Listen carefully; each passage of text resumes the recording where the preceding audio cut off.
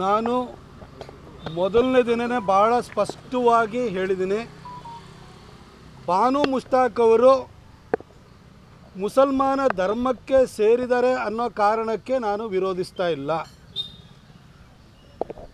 ಅಥವಾ ಮುಸಲ್ಮಾನರ ಬಗ್ಗೆನೂ ನಮಗೆ ಯಾವುದೇ ಅಬದ್ಧ ಭಾವನೆಗಳಿಲ್ಲ.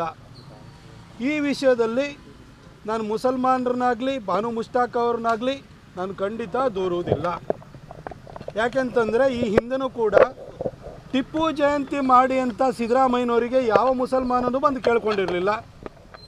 ಆದರೆ ಅವ್ರನ್ನ ಒಗ್ಗೂಡಿಸ್ಕೊಳ್ಬೇಕು, ತನ್ನ ಪರವಾಗಿ ನಿಲ್ಲಂಗೆ ಮಾಡ್ಕೊಳ್ಬೇಕು ಅನ್ನೋ ಕಾರಣಕ್ಕೆ ಸಿದ್ದರಾಮಯ್ಯನವರು ಸ್ವತಃ ಟಿಪ್ಪು ಜಯಂತಿಯನ್ನು ಆರಂಭವನ್ನು ಮಾಡಿದರು. ಈಗ ಬಾನು ಮುಷ್ತಾಕ್ ಅವರ ವಿಚಾರದಲ್ಲೂ ಕೂಡ ಯಾವ ಮುಸಲ್ಮಾನರು ಬಂದು ಬಾನು ಮುಷ್ತಾಕ್ ಅವರನ್ನು ದಸರಾ ಆಚರಣೆಗೆ ಅದರ ಉದ್ಘಾಟನೆಗೆ ನೀವು ಕರೀರಿ ಅಂತ ಯಾರೂ ಕೇಳ್ಕೊಂಡಿರಲಿಲ್ಲ. ಬಾನು ಮುಷ್ತಾಕ್ ಅವರು ಕೂಡ ಅಪ್ಲಿಕೇಶನ್ ಹಾಕಿರಲಿಲ್ಲ. ಆದರೆ ಬಾನು ಮುಷ್ತಾಕ್ ಅವ್ರನ್ನ ಕರೆದ ನಂತರ ನಾನು ಎತ್ತಿದ ಕೆಲವು ಪ್ರಶ್ನೆಗಳಿಗೆ ಉತ್ತರ ರೂಪದಲ್ಲಿ ಬಾನು ಮುಷ್ತಾಕ್ ಅವರು ಮಾತಾಡಿದ್ದಾರೆ. ಕಾಂಗ್ರೆಸ್ಸಿನ ವಿವಿಧ ನಾಯಕರುಗಳು, ಸಚಿವರುಗಳು ಕೂಡ ಹೇಳಿಕೆಯನ್ನು ಕೊಟ್ಟಿದ್ದಾರೆ.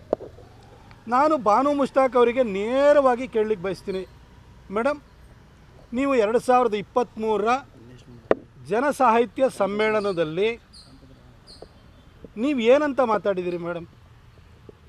ಕನ್ನಡ ಭಾಷೆಯನ್ನು ನಾವು ಮುಸಲ್ಮಾನರು ಕಲೀಲಿಕ್ಕೆ ಏನು ತೊಡಕಾಗಿದೆ ಅಂತ ನೀವು ಹೇಳಿದಿರಿ. ಕನ್ನಡ ಭಾಷೆಯನ್ನು ಮುಸಲ್ಮಾನರಿಂದ ನೀವು ದೂರ ಇಟ್ಬಿಟ್ಟಿದ್ದೀರಿ, ಮುಸಲ್ಮಾನರನ್ನ ಭಾಷೆಯಿಂದ ಹೊರಗಡೆ ಇಟ್ಟಿದ್ದೀರಿ. ಯಾವ ರೀತಿ ಹೊರಗಡೆ ಇಟ್ಟಿದ್ದೀರಿ? ಬಾನು ಮುಷ್ತಾಕ್ಗಳು ಮುಸಲ್ಮಾನಳಾಗಿ ಅದನ್ನು ಕಲೀಲಿಕ್ಕೆ ನನಗೇನು ತೊಡಕಾಗ್ತಾಯಿದೆ ಅನ್ನೋದನ್ನು ನೀವು ಹೇಳಿದ್ರಿ. ಬಾನು ಮುಷ್ತಾಕ್ ಅವರ ಮನೆಯವರು ಕನ್ನಡವನ್ನು ಕಲೀಲಿಕ್ಕೆ ಏನು ತೊಂದರೆ ಆಗ್ತಾಯಿದೆ, ಮುಸಲ್ಮಾನರು ಕನ್ನಡವನ್ನು ಕಲೀಲಿಕ್ಕೆ ಏನು ತೊಂದರೆ ಆಗ್ತಾಯಿದೆ ಅಂತ ನೀವೇನು ಉದಾಹರಣೆ ಕೊಟ್ರಿ? ಕನ್ನಡವನ್ನು ನೀವು ಭುವನೇಶ್ವರಿಯಾಗಿ ಮಾಡಿದ್ರಿ, ಅವಳಿಗೆ ಅರಿಶಿನ ಕುಂಕುಮದ ಲೇಪನವನ್ನು ಹಚ್ಚಿದ್ರಿ, ಅವಳನ್ನು ಮಂದಹಾಸನದ ಮೇಲೆ ಕೂರಿಸಿದ್ರಿ. ಇನ್ನು ಕನ್ನಡ ಬಾವುಟ ಏನಿದೆಯಲ್ಲ ಅದು ಕೂಡ ಅರಿಶಿನ ಕುಂಕುಮದ ಪ್ರತೀಕವಾಗಿದೆ. ಹಾಗಾಗಿ ಇದಕ್ಕೆ ನೀವು ಧಾರ್ಮಿಕ ಬಣ್ಣವನ್ನು ಕೊಡುವ ಮುಖಾಂತರವಾಗಿ ಇಸ್ಲಾಂನಲ್ಲಿ ನಂಬಿಕೆ ಇಟ್ಟಿರುವ ನಮ್ಮನ್ನು ಕನ್ನಡದಿಂದ ದೂರ ಇಟ್ಟಿದ್ದೀರಿ ಅಂತ ಹೇಳಿದ್ರಿ. ಮೇಡಮ್, ಈಗ ಹೇಳ್ತಾ ಇದ್ದೀರಿ ತಾಯಿ ಚಾಮುಂಡೇಶ್ವರಿನೇ ನನ್ನನ್ನು ಕರೆಸ್ಕೊಳ್ತಾ ಇದ್ದಾಳೆ ಅಂತ. ನಾನು ಸ್ಪಷ್ಟವಾಗಿ ಮತ್ತೊಮ್ಮೆ ಕೇಳ್ತೀನಿ, ಕನ್ನಡವನ್ನು ಭುವನೇಶ್ವರಿಯಾಗಿ ಒಪ್ಪದ ನೀವು ತಾಯಿ ಚಾಮುಂಡೇಶ್ವರಿಯನ್ನು ನಾಡದೇವತೆಯಾಗಿ ಒಪ್ಪಿ ಮಂಗಳಾರತಿ ತಗೊಳ್ತೀರಾ, ವಿಗ್ರಹ ರೂಪದಲ್ಲಿರುವ ಅವಳಿಗೆ ನೀವು ಪುಷ್ಪಾರ್ಚನೆಯನ್ನು ಮಾಡ್ತೀರಾ. ಈಗ ನಿಮ್ಮ ಧರ್ಮ ಅನ್ನೋದು, ನಿಮ್ಮ ಆಚರಣೆ ಅನ್ನೋದು, ನಿಮ್ಮ ಆರಾಧನಾ ಪದ್ಧತಿ ಅನ್ನೋದು ಅಡ್ಡಿ ಆಗಲ್ವಾ?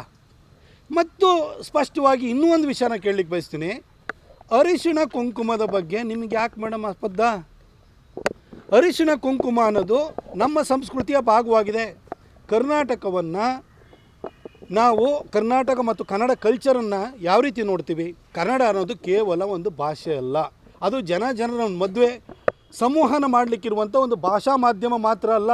ಕನ್ನಡ ಭಾಷೆಯಲ್ಲಿ ಇಲ್ಲಿನ ಪ್ರಕೃತಿಯ ಸೊಬಗು ಇದೆ, ಇಲ್ಲಿನ ನದಿಗಳಿದ್ದಾವೆ, ಇಲ್ಲಿನ ವನ ಇದೆ, ಇಲ್ಲಿನ ಸಂಸ್ಕೃತಿ ಇದೆ, ಇಲ್ಲಿ ತಾಯಿ ಭುವನೇಶ್ವರಿ ಇದ್ದಾಳೆ, ಅರಿಶಿಣ ಕುಂಕುಮ ಇದೆ. ಒಟ್ಟಾರೆಯಾಗಿ ಇದು ಕನ್ನಡ ಸಂಸ್ಕೃತಿಯಾಗಿದೆ. ಇವತ್ತು ಯಾರದೇ ಮನೆಗೆ ದಂಪತಿಗಳು ಹೋಯಿತು ಅಂತ ತಂದರೆ ಅಲ್ಲಿ ಸುಮಂಗಲಿಗೆ ಮನೆಯಿಂದ ವಾಪಸ್ ಅಲ್ಲಿಂದ ಹೊರಡಬೇಕಾದ್ರೆ ಯಾವುದೋ ಗೆಸ್ಟಾಗಿ ಹೋಗಿದ್ರು ಕೂಡ ಹೋಗಬೇಕಾದ್ರೆ ನಾವೇನು ಕೊಡ್ತೀವಿ? ಅರಿಶಿಣ ಕುಂಕುಮ ಕೊಡ್ತೀವಿ, ಒಂದು ರೊಕ್ಕೆ ಪೀಸ್ ಕೊಡ್ತೀವಲ್ವ? ಅದು ನಮ್ಮ ಕನ್ನಡ